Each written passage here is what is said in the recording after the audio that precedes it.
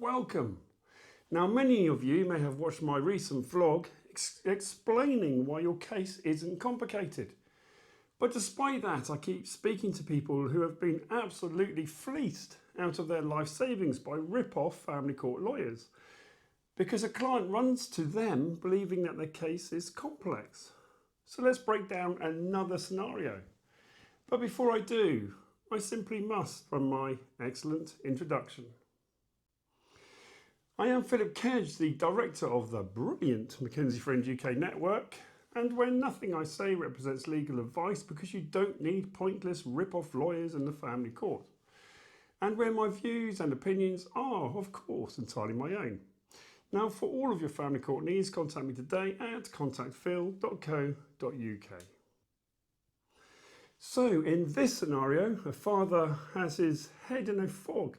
He can't see the wood for the trees, claiming that his case is highly complex, and before seeing the inside of a courtroom, has already handed over £5,000 to his rip-off and entirely pointless family court lawyer, who has kept him feeling disempowered, anxious, fearful, and uninformed, with the intention of transferring as much money as possible from his bank account into theirs. But the reality is that his case isn't complex or difficult at all. So let's take a look at his scenario. His ex has submitted a C100 and C1A application. The C100 is the application form under Section 8 of the Children Act 1989.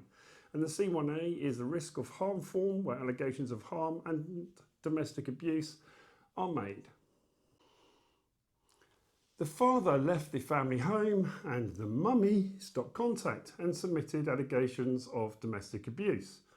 Well, no surprises there then. That happens in about 80% of family court cases in relation to child arrangements. Indeed, I am surprised when I come across cases where there aren't allegations of abuse and coercive control.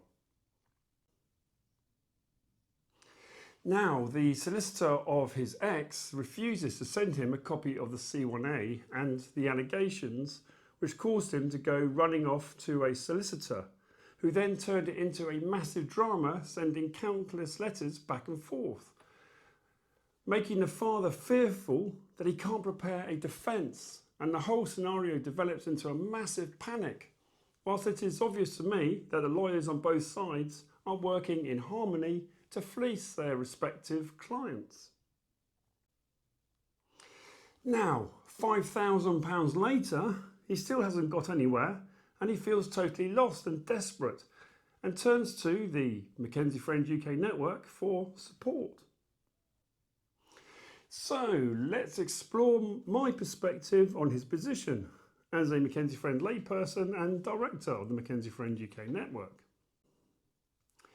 The very first thing to do is to take a deep breath, reduce your anxieties, stop running around like a headless chicken, and instead take a practical and pragmatic approach to the issue.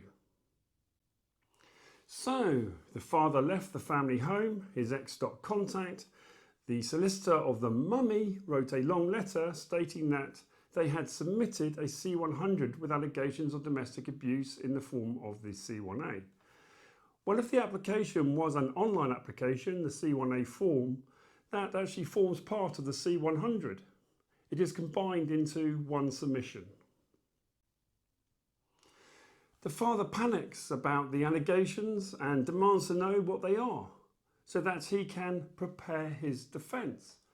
But hold on a minute, he hasn't been told by anyone to prepare a defence. The court itself hasn't yet even considered the allegations. It will take a few weeks to even process the mother's application. The father gets irate that a solicitor won't share the documents, which triggers him to run off to a family lawyer, who is going to welcome him with open arms as a lamb to the slaughter.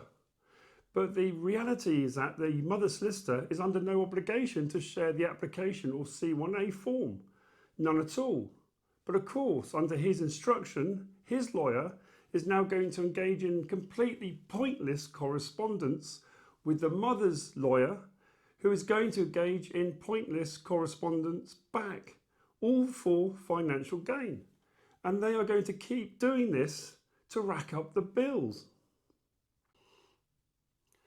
You see, I would explain to the father that there is nothing to do but to wait, because at some point the court, perhaps in a few weeks' time, will send him a copy of the application and the C1A form.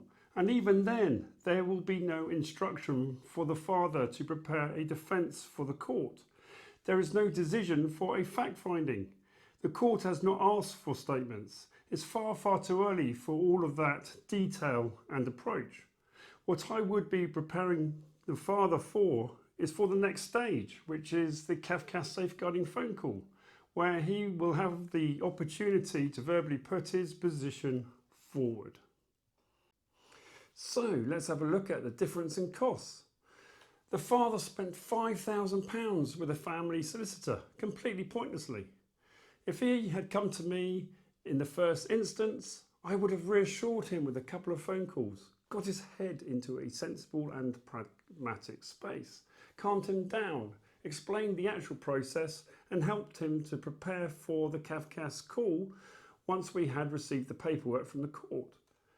Now I estimate that all of my support to that point would have cost him about £350. So, what's the moral of this story? Well, it's simple. Don't go running off to a rip-off family court lawyer. Instead, contact the McKenzie Friend UK network at contactphil.co.uk. If, however, you still want to talk to a lawyer, so be it. But still contact us.